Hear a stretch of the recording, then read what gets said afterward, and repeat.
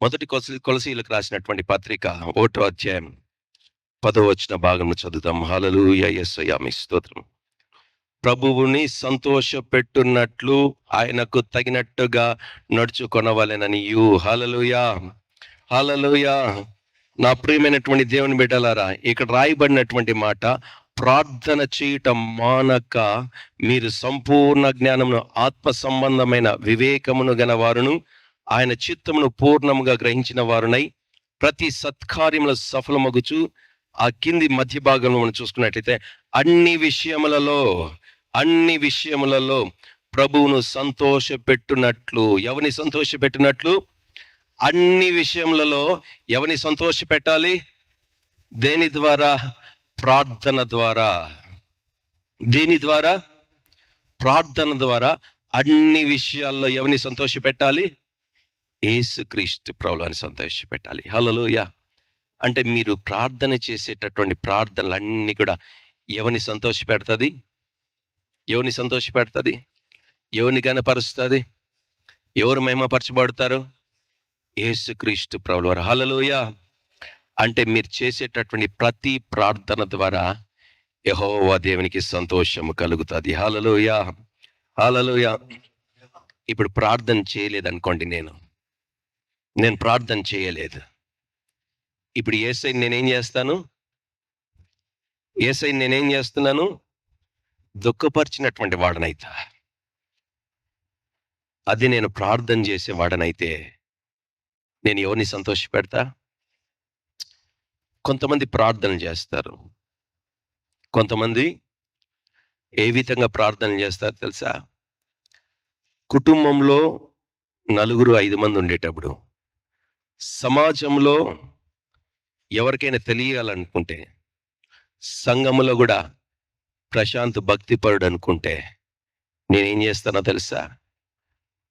విలువైనటువంటి వాక్యాల్ని కోడ్ చేస్తూ బహు బిగ్గరగా నేనేం చేస్తాను? ప్రార్థన చేస్తాను. ఇటువంటి ప్రార్థనలన్నీ కూడా పరిసయ్యుడు చేసేటటువంటి ప్రార్థనలు. ఇటువంటి ప్రార్థనలు పరిసయ్యులు, సుంకరి చేసేటటువంటి ప్రార్థనలు. అంటే బాహ్య ప్రపంచానికి తెలిసే రీతిగా నేను వాడిలాగా కాదు, వీడిలాగా కాదు అని చెప్పనవసరం లేదు. మీరు ప్రార్థనలో చెప్పనవసరం లేదు. మీ మనసులో అనుకుంటే చాలు. మీ మనసులో నేను వాళ్ళలాగా నేను బ్రతకలేదు, కానీ నేను ఎంత పరిశుద్ధుడిగా నేను జీవిస్తున్నానో నీ మనసులో అనుకుంటూ ఉంటావే, నీ ఆలోచనలో, అది సాల్ నీ దయ్యం. అదే పెద్ద దయ్యం. ఇది పరిసయ్యుని యొక్క ప్రార్థనలు. ఆయన బాహ్యంగా ఆయన ప్రార్థన చేశాడు దేవుని యొక్క మందిర ఆవరణలోకి వెళ్ళి. అయితే మందిర ఆవరణంలోకి నువ్వు వచ్చి కూడా నీ యొక్క మనసులో చేసుకునేటటువంటి ప్రార్థనలు, నీ మనసులో ఆలోచించేటటువంటి ఆలోచనలు ఏ రీతిగా ఉంటాయో తెలుసా? ఇతరుల దగ్గర మెప్పు పొందుకునే రీతిగా, ఇతరుల కంటే గుణమైనటువంటి వాడని, ఇతరుల కంటే మంచి వాడవని చెప్పి, ఇతరులకుంటే నేను దాన ధర్మాలు చేస్తున్నానే. పరిసయ్యుడు ఆ రీతిగానే చేశాడు కదా. మన ప్రార్థనలు కూడా, మనం ప్రార్థన చేసేటప్పుడు శరీరం ఇక్కడ ఉంటుంది, మనసు ఇక్కడ ఉండదు. మనం చేసేటప్పుడు, ప్రార్థనలు చేసేటప్పుడు మన మనస్సులో ఇతరుల్ని చూసుకుంటూ ఉంటుంది.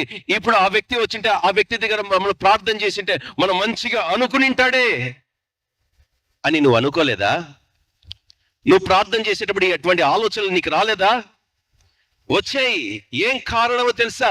దెయ్యాన్ని ఇంకను నువ్వు జయించలేదు గనుక, పాపాన్ని ఇంకను నువ్వు జయించలేదు గనుక, ఇతరుల దగ్గర నువ్వు మెప్పు పొందుకోవాలని, ఇతరుల దగ్గర నువ్వు గొప్పవాడి కావాలని, ఇతరుల దగ్గర నువ్వు మంచివాడిగా అనిపించుకోవటానికి నీవు మనుషుల దగ్గర చేసేటటువంటి ప్రార్థనలు. ఇది పరిసయ్యుని యొక్క ప్రార్థన.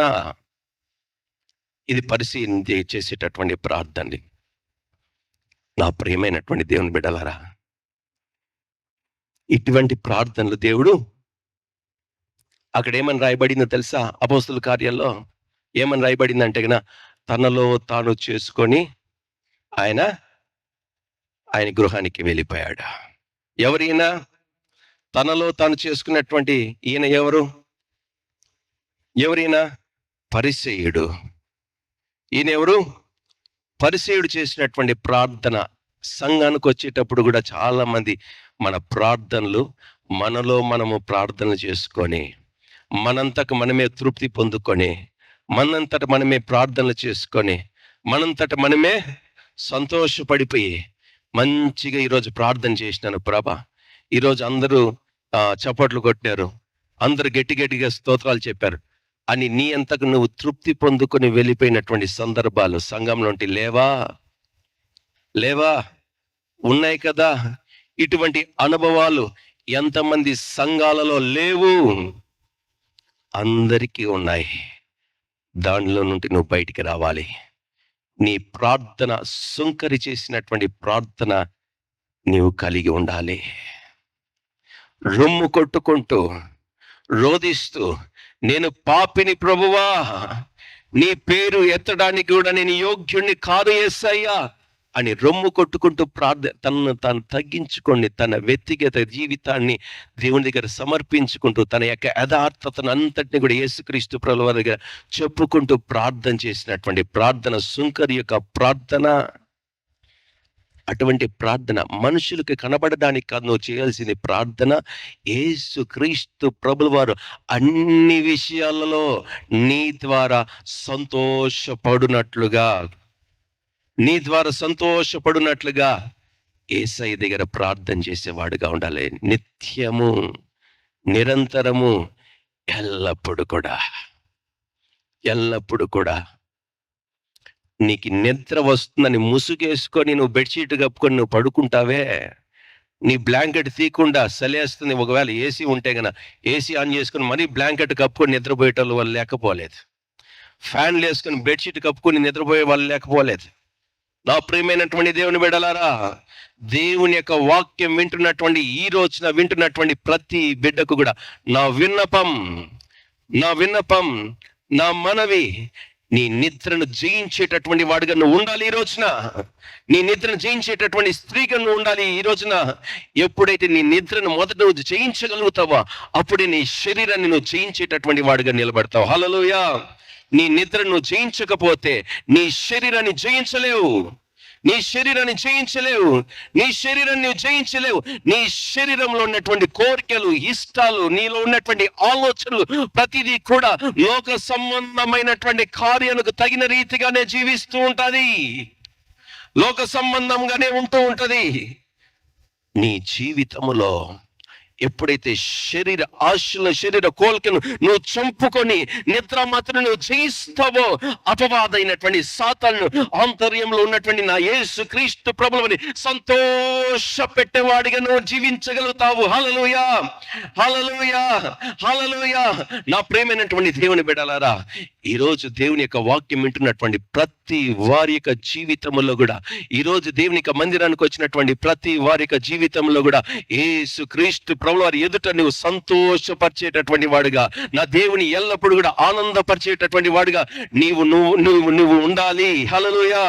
నీవు జీవించాలి. హల్లెలూయా. నీవు బ్రతకాలి. హల్లెలూయా, హల్లెలూయా.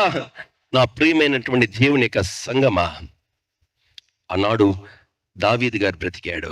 రహస్యంగా, బాహ్యంగా అపవాదిని జయించాడు.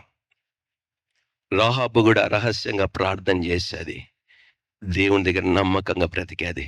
దానికి తగినటువంటి ప్రతిఫలం తను రక్షింపబడ్డమే కాదు, తన కుటుంబం అంతా రక్షింపబడి తను యేసుక్రీస్తు ప్రభువుల వారి యొక్క వంశావళిలో ఒక తల్లిగా మిగిల్చబడిపోయాది. ఆకాను సైనికుడుగా ఉన్నాడు.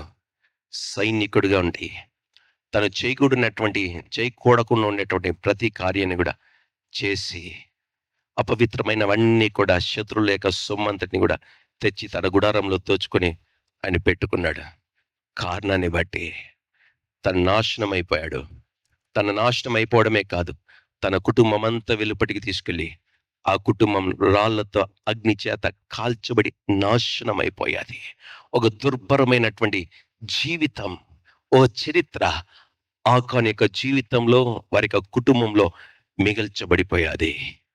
నా ప్రియమైనటువంటి దేవుని బిడ్డలారా, ఈరోజు నువ్వు చేసేటటువంటి ప్రార్థనలో, ఈరోజు నువ్వు జీవిస్తున్నటువంటి క్రైస్తవ జీవితంలో ఈ రోజున దేవుని దగ్గర నువ్వు రహస్యంగా నువ్వు బ్రతికినట్లయితే, అక్కడ నువ్వు జయించగలిగితే, నా యేసుక్రీస్తు ప్రభువారు ఖచ్చితంగా నీ జీవితంలో కార్యాలు జరిగిస్తాడు. హల్లెలూయా.